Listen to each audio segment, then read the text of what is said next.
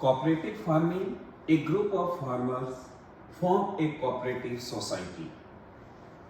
कि सारे किसान जो है वो मिलकर एक सोसाइटीज को फॉर्म करते हैं by pulling in their resources voluntarily for more efficient and profitable farming, ताकि वे सारे लोग मिलकर जो हैं वॉलेंट्री स्वेच्छा से, कोई ज़बरदस्ती नहीं, अपनी एग्रीकल्चर को, अपनी फार्मिंग को जो है वो काफ़ी इफेक्टिवली और प्रॉफिटेबल जो है वो बना सकें. Individual farms remain inactive and farming is a matter of cooperative initiative. कि सभी जितने भी फार्मर्स होते हैं उनकी जो फार्म है वो उनके इंडिविजुअली है रहते हैं, लेकिन ग्रुप ऑफ फार्मर जो है वो मिलकर सारा जो है वो काम करता है, ताकि नई जो भी इम्प्लीमेशन है या गवर्नमेंट एग्रीकल्चर जो पॉलिसीज है उनको जो है वो इनिशिएटिव की जा सके. कोऑपरेटिव सोसाइटी हेल्प फार्मर, वो सोसाइटी जो मिलकर फार्मर्स की बनी है वो उस फार्मर को जो है वो हेल्प करती है जो उस कलेक्टिव एरियाज पे जो है वो एग्रीकल्चर करता है. To procure all important inputs of farming, के फार्मिंग के लिए जितने भी इनपुट्स या टूल्स या फर्टिलाइजर, पेस्टिसाइड, जिसकी भी ज़रूरत होती है वो कोऑपरेटिव सोसाइटी जो है उसको प्रोवाइड कराती है. Sell the product at the most favourable term and help in processing of quality products at cheaper rate. कि उस किसान के द्वारा जितना भी जो भी प्रोड्यूस किया जाता है तो उस प्रोडक्शन की एक फेवरेबल कॉस्ट जो है उसको प्रोवाइड कराई जाए, साथ ही साथ जो है चीपेस्ट रेट पे जो है उसको टूल्स या एग्रीकल्चर एड्स जो है वो प्रोवाइड कराया जाए. Cooperative movements originate over a century ago, कि कोऑपरेटिव मूवमेंट या कोऑपरेटिव फार्मिंग जो है वो आज से करीबन 100 साल पहले जो है वो हुई. Successful in many western European countries like Denmark, Netherland, Belgium, Sweden, Italy etcetera. In Denmark, the movement has been so successful that practically every farmer is a member of cooperatives. कि डेनमार्क के अंतर्गत जो है ये इतना successful रहा कि वहाँ का हर एक किसान जो है उस कोऑपरेटिव सोसाइटीज का मेंबर है.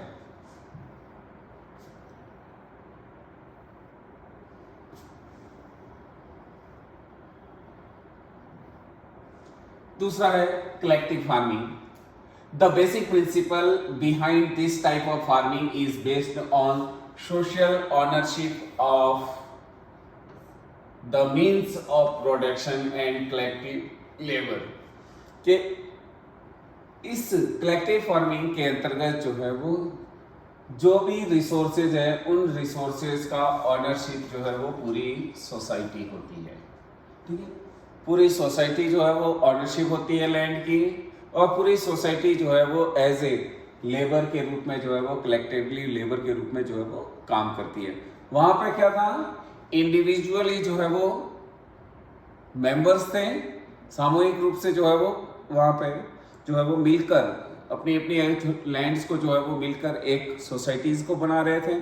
यहाँ पे जो है पूरी सोसाइटीज़ की ही लैंड होती है. जैसे अगर हम यहाँ अपने एरियाज़ के रेफरेंस में बात करें तो विलेजेस के अंतर्गत जो है वो बहुत सारी ऐसी लैंड होती है जो पूरे विलेज की होती है. कोई पर्टिकुलर एक पर्सन जो है वो ऑनर नहीं होता है, पूरा विलेज कम्युनिटी जो है उसकी ऑनरशिप होती है. तो ऐसे एरियाज़ की एग्रीकल्चर्स के लिए जो है वो किसी पर्टिकुलर एक पर्सन को जो है वो लैंड प्रोवाइड कराई दी जाती है, और वो पर्टिकुलर पर्सन जो है वो उस पर एग्रीकल्चर करता है. तो इसी तरह से यहाँ पर भी जो है कि सोशल ऑनरशिप होता है और कलेक्टिवली जो है वो सामूहिक रूप से जो है वो कंट्रीब्यूट किया जाता है लेबर के रूप में. कलेक्टिव फार्मिंग और द मॉडल ऑफ कॉलखोज. ठीक है, इसे पूर्व सोवियत संघ USSR जो है उसके अंतर्गत जो है इसको कॉलखेज नाम दिया गया था. Introduce in the western world यानी कि पूर्ववर्ती Soviet Union to improve upon the inefficiency of the previous method of agriculture. क्योंकि इससे पहले जो भी एग्रीकल्चर के लिए मेथड यूटिलाइज किए जा रहे थे वो इतने एफिशिएंट नहीं थे. तो एग्रीकल्चर प्रोडक्शन को जो है वो प्रोड्यूस को बढ़ाने के लिए या प्रॉफिटेबल बनाने के लिए या प्रोडक्शन को इंक्रीज करने के लिए नई तरीके का जो है वो पॉलिसीज जो है वो इम्प्लीमेंट की गई या मेथड को जो है वो इम्प्लीमेंट किया ताकि एग्रीकल्चरल जो प्रोडक्शन है उसको बूस्ट किया जा सके और सेल्फ सफिशिएंसी जो है वो बनी रह सके, किसी दूसरे पे जो है वो डिपेंड नहीं रहना पड़े। The farmer used to pool in all their resources like land, livestock and labour. Farmer जो है इन सभी के बीच में जो है एक पूल की तरह जो है वो काम करता है।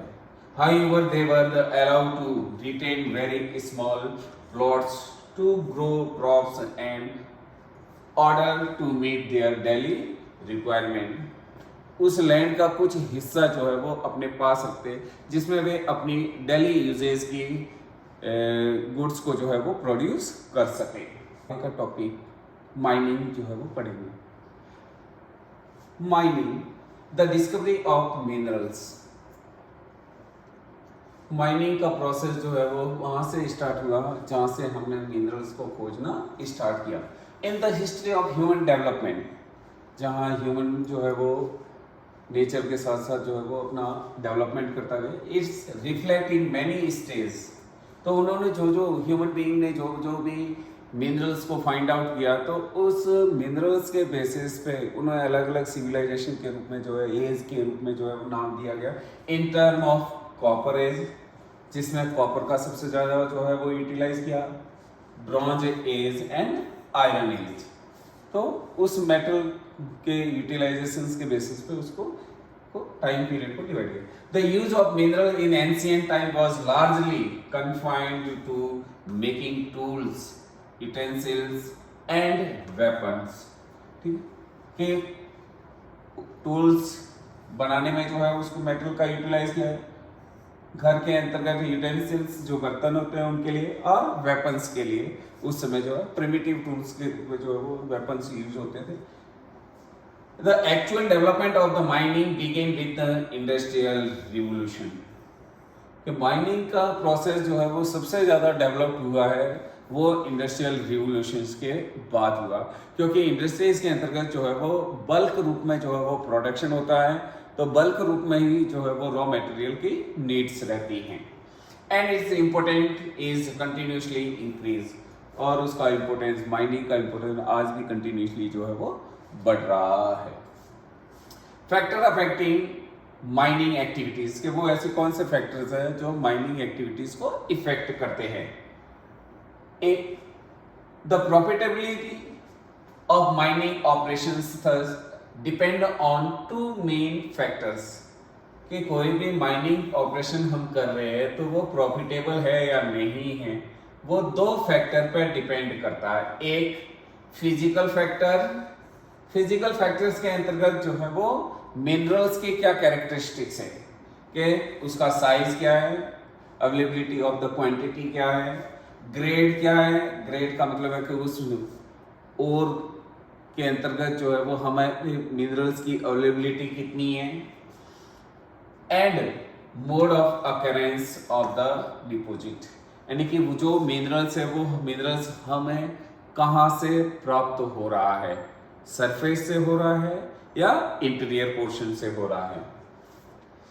दूसरा है economic factor such as the demand for the minerals, technology, availability and use, capital of development infrastructure and the labor and transport cost। Economic factor के अंतर्गत कि हमारे को उस मिनरल्स की कितनी डिमांड है। अगर डिमांड ज़्यादा रहेगी तो उसका माइनिंग जो है वो ज़्यादा किया जाएगा। दूसरी चीज़ें हैं कि टेक्नोलॉजी अवेलेबल, कि उस मिनरल को ऑब्टेन करने के लिए, अकरेंस के लिए जो है वो हमारे पास टेक्नोलॉजी अवेलेबल है या नहीं है। And capital to develop infrastructure, क्योंकि एक मिनरल्स को निकालने के लिए कई तरह के इंफ्रास्ट्रक्चर की नीड्स रहती है, तो वो इंफ्रास्ट्रक्चर जो है वो डेवलप्ड है या नहीं है। साथ ही साथ लेबर है या नहीं है, ट्रांसपोर्ट कॉस्ट, कि उस मिनरल्स को निकालने में, इंडस्ट्रीज तक पहुंचाने में जो है वो क्या कॉस्ट रहेगी। अगर उसके निकालने में और उसको ट्रांसपोर्ट करने की कॉस्ट जो है उसके द्वारा फिनिश्ड कॉस्ट से ज़्यादा रह रही है, तो ऐसे कंडीशन में या यूँ कह सकते हैं कि उस मिनरल्स की जो है वो क्वालिटीज़ जो है वो कैसी है। तो क्वालिटी के बेसिस पे जो है ये डिपेंड करेगा। तो हमारे लिए ट्रांसपोर्टेशन कॉस्ट अवेलेबल है या नहीं है, रोड बनाने की फैसिलिटीज़ है या नहीं है, तो टोटली जो है कैपिटल इंटेंसिव बेस पे जो है वो कह सकते हैं कि उस पर डिपेंडेड है। यहाँ पे जो है वो जैसे ओपन कास्ट या स्ट्रिप माइनिंग और सॉफ्ट माइनिंग दे रखा है। ये जो है वो एक तरह के जो है वो सॉफ्ट माइनिंग के रूप में यहाँ पे देख सकते हैं। वो ह्यूमन बीइंग जो है वो एज ए इंटीरियर पोर्शन में गया है, अलग अलग गैलरीज जो है वो मिनरल्स की हैं, तो अलग अलग गैलरीज जो है वो बनाई जाती है। यहाँ पे क्या है, सीधा ही सरफेस पे अवेलेबल है और सरफेस से ही जो है उसको निकाल के ले लिया। तो ये तो होता है वो क्वेरिंग, जहां पे एक वर्ड आया था, ठीक है, इंटीरियर पोर्शन से निकालते हैं, तो ये होता है माइनिंग। एक और देख लेते हैं डायग्राम्स, ये रहा, ठीक है। अब देखिए ये सॉफ्ट है, सॉफ्ट के माध्यम से जो है वो नीचे जा रहे हैं, नीचे से जो है वो मिनरल्स जो है वो ला रहे हैं लॉरीज के अंतर्गत, और लॉरीज के द्वारा जो है वो ऊपर लाया जा रहा है। तो ये जो है ये सॉफ्ट माइनिंग है, ठीक है। रेड होल माइनिंग भी कहते हैं, क्योंकि हमारे नॉर्थ ईस्टर्न साइड्स के अंतर्गत जो है वो हिमालय माउंटेन के अंतर्गत लोग अपने घरों में है जो है बिल बना के छोटे छोटे जो है वो खड्डे बना के जो है वो आयरन और कोल जो है वो निकालते हैं और फिर उसको मार्केट में सप्लाई करते हैं। तो इस तरह की एक्टिविटीज को वहाँ पे जो है वो रेड होल माइनिंग कहा जाता है। ओपन पिट्स माइनिंग या ओपन कास्ट माइनिंग, जो ऊपर मिनरल्स अवेलेबल है और उनका सीधा सीधा सीधा जो है वो यूटिलाइज हम कर रहे हैं।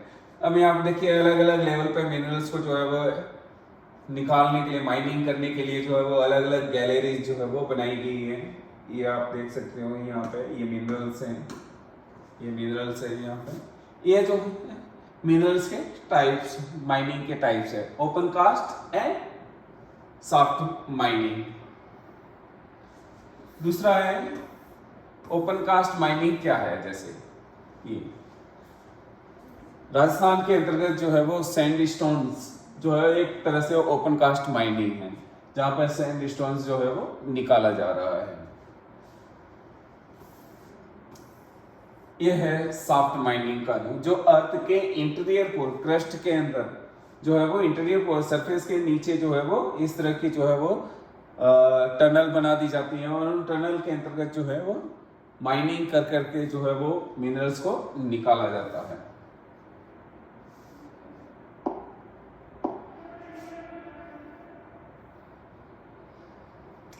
Method of mining depending on the mode of occurrence and the nature of the ore, कि कहाँ से निकालना है और की क्या नेचर है। Mining is the two types, surface और underground mining. The surface mining, also known as open cast mining, is the easiest and the cheapest way of mining mineral that occur close to the surface, क्योंकि ये surface के पास या surface के ऊपर या surface के near जो है वो डिपॉजिट रहता है। Overhead cost such as safety precaution and the equipments is relatively low in this method, क्योंकि इसमें लेबर को जो है वो सेफ्टी की प्रिकॉशन जो है वो रखने की जरूरत नहीं होती है। इक्विपमेंट या टूल्स जो है वो सिंपली टूल्स जो है वो यूटिलाइज किए जाते हैं। द आउटपुट इज बहुत लार्ज एंड रैपिड, तो ऐसे में जो है इनका आउटपुट जो है वो काफ़ी बड़े लेवल पे और रैपिडली होता है, यानी कि माइनिंग करने में कोई प्रॉब्लम ही नहीं है, तो इजीली जो है वो रिसोर्सेज को लिया जा सकता है। When the ore is lie deep below the surface, जब वो सरफेस से काफ़ी गहराई में हो, अंडरग्राउंड माइनिंग मेथड, तो अंडरग्राउंड माइनिंग मेथड जो है वो किया जाता है, तो उसको हम बोलते हैं soft mining. Has to be used in this method. Vertical shaft have to be sunk from where the underground galleries radiate to the reach the mineral. Mineral तक पहुंचने के लिए जो है वो अलग अलग जो है वो गैलरीज बनाई जाती हैं। Minerals are the extracted and the transported to the surface through this passages. In galleries के माध्यम से जो है वो मिनरल जो निकाला जाता है उसको सरफेस पे जो है वो ट्रांसपोर्ट किया जाता है। It require specially design lift, इसके लिए स्पेशली तरीके से जो है वो लिफ्ट जो है वो डिजाइन की जाती है। जैसे बड़ी बड़ी मल्टी स्टोरेज बिल्डिंग्स जो बनाई जाती है तो उनमें जो है वो आपने देखा होगा सीमेंट पहुंचाने के लिए जो है वो लिफ्ट जो यूज की जाती है। तो इस तरह की जो है वो इनमें भी जो है वो सॉफ्ट लिफ्ट जो है वो यूज की जाती है। ड्रिल, खोदना, हाउलेज vehicle and ventilation is system for the safety and efficient movement of people and material.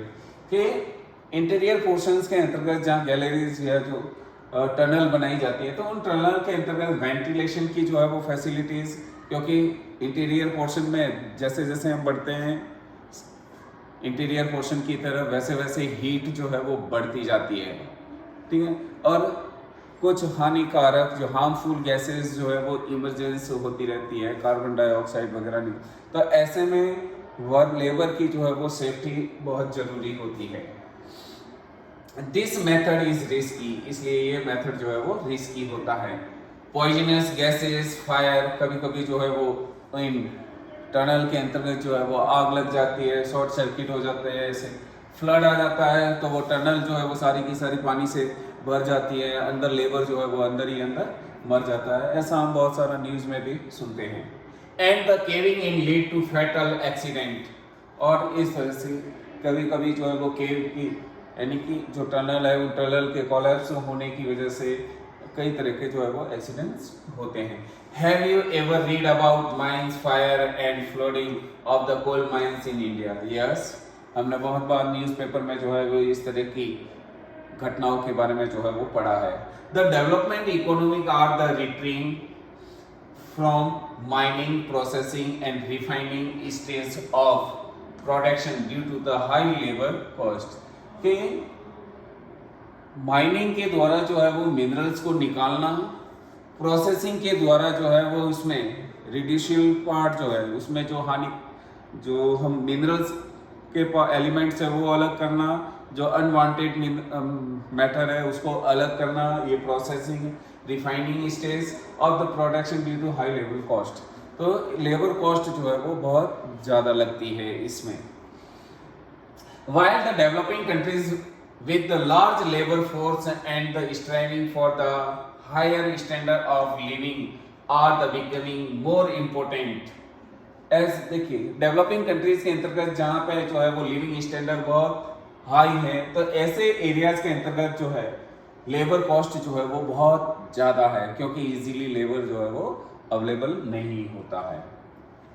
Several countries of Africa and few of the South America and Asia have over 50% of the earning from minerals alone।